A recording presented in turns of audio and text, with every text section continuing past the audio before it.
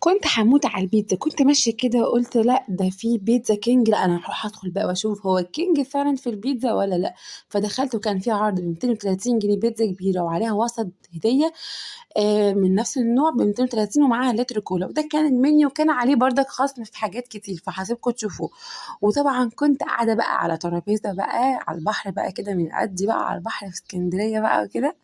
وبعد كده طبعا بقى ايه، قلت اما اقعد شويه بقى ايه اشوف البحر كده بقى ايه، عن بال حلو، عن بال هي اسمها على بال، على بال ما البيتزا تيجي. وطبعا البيتزا جت، بيتزا هي بصوص الرانش، حلوه قوي بصراحه، عجبتني جدا. بص بقى البيتزا التانية مش حلوه، حاساها كده حشو كده ودخل الفرن في البيت كده، مش عارفه بصراحه يعني.